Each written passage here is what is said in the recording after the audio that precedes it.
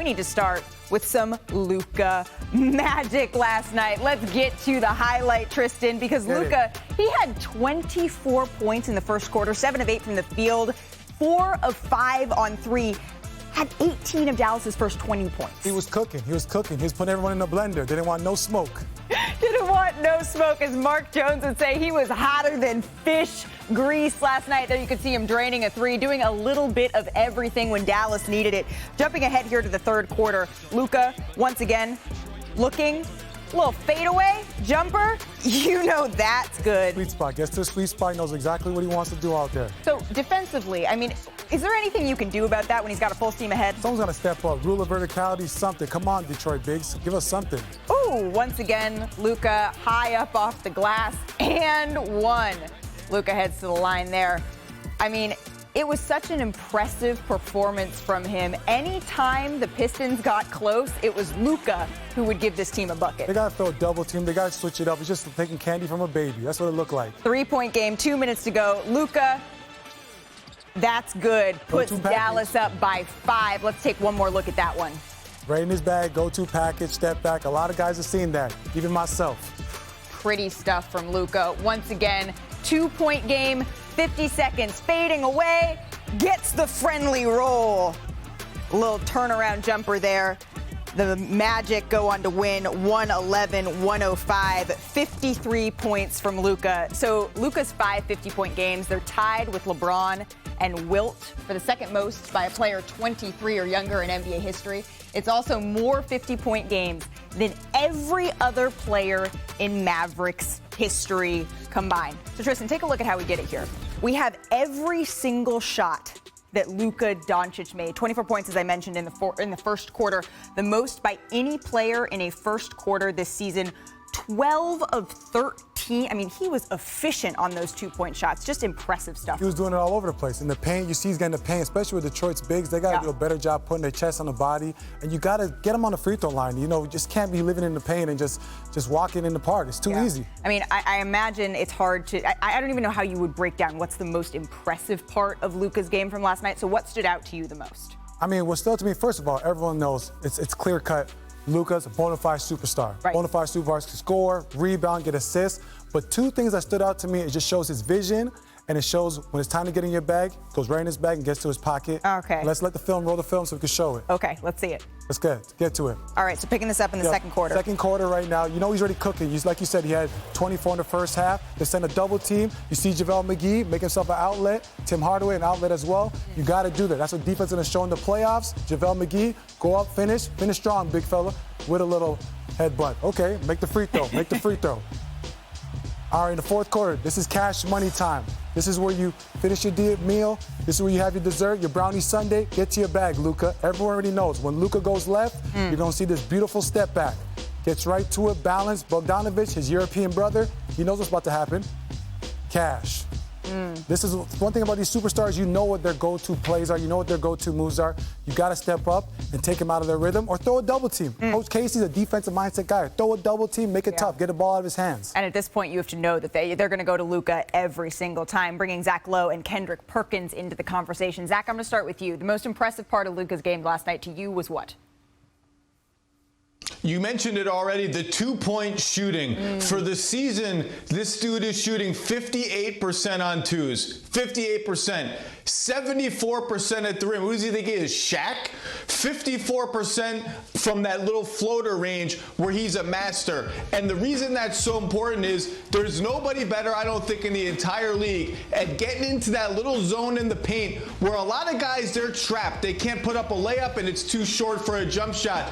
That's where Luka lives. That's where he thrives. He pivots, he fakes, and all he's doing is waiting for you to react to the threat of his shot. And once you do that, bam, the ball's out to an open shooter. He's a master in that paint, a kind of old school player in that sense. Really, really tremendous stuff. Perk? And again, for all the whack bodies around the world, him and Jokic just brings a straight smile to my face, the way that they're able to go out there and perform. Because look, we're going to keep it simple, right? And the most impressive thing about Luka is his skill set. is his skill set. We're talking about a guy that's not athletic, that's playing in a league that has so many freakish athletes at the wing position, and still he slows the pace down and make you play at his pace and still is able to go out there and do what he does, not being athletic at all, based on solely basketball skills. That's the most impressive thing about him dropping 50 pieces on an athletic type league. And another thing is this. When I look at Luka, it's all about the pace of the game. I just talked about it a little bit in that conversation. The pace of the game and how he slows it down, everybody's like, oh, here go Luka dribbling the air out the ball. But guess what? He's going to get it done. He's going to make it happen. It's only one other player that plays the way that he does, and that's Jokic. And it's a beautiful thing to see, knowing that they're not that athletic to do the things that they're doing on the floor. Well, he certainly made it happen last night, but not pictured in the shot chart, in the highlight, in any of the things we've shown thus far is him getting into it just a little bit with Jerome Allen and the Pistons bench. We'll let Luka walk you through exactly what happened there.